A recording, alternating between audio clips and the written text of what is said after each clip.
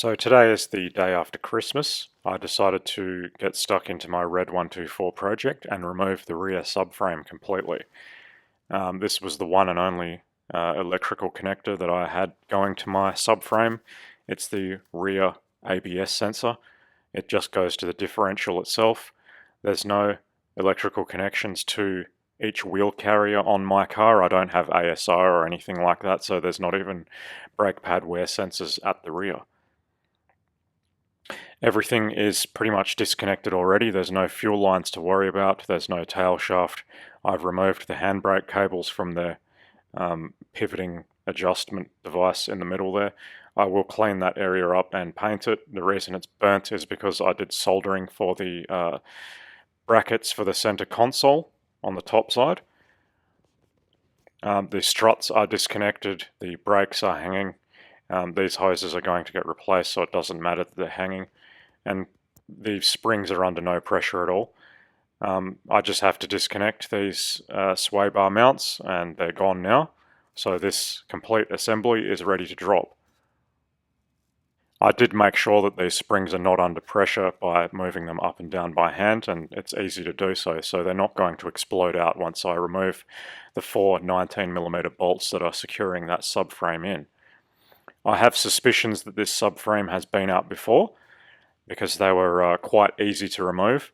It may just be the fact that I used an impact gun this time and I did it by hand last time, but I seem to recall it being an absolute nightmare to get those bolts out on my grey car. They do have blue thread locking compound, and I thought I was going to have to heat it this time like I did last time. But no, they just exploded out with no effort whatsoever. Maybe that's just the impact gun, I don't know. But there's other reasons I'm suspicious of this rear subframe as well, which I will show you later.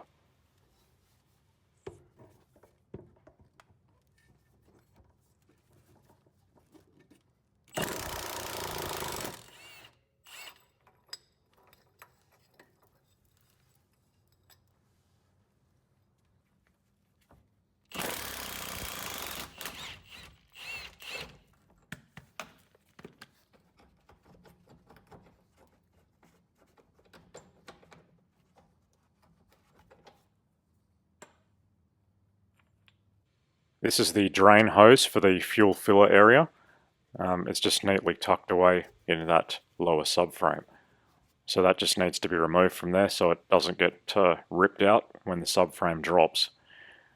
And that is ready to come out with that last bolt.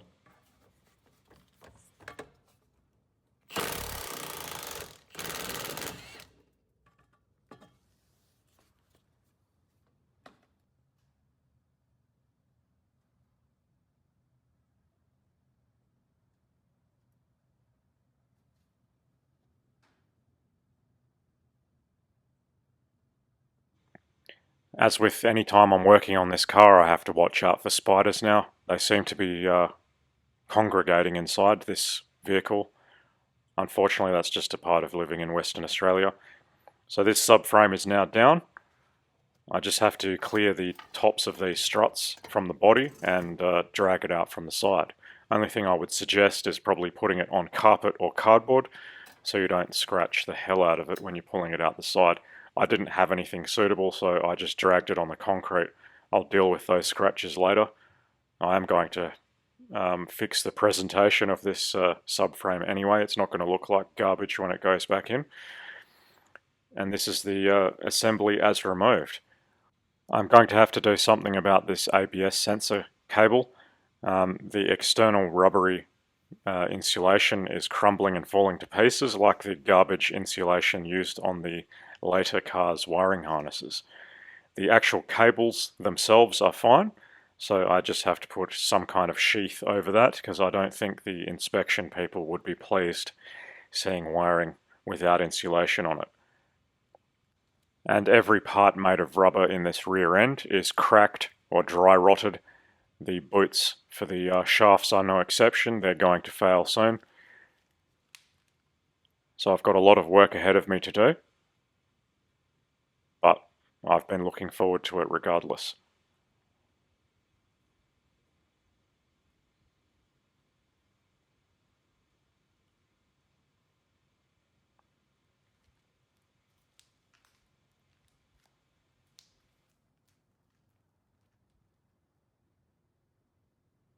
This white paint-marked 89 on the differential gives me a feeling that it might be second-hand, and that was put on there to identify it on the shelf for prospective purchasers of second-hand subframes. If you have seen an 89 or similar number on yours, let me know. I don't know if this is original.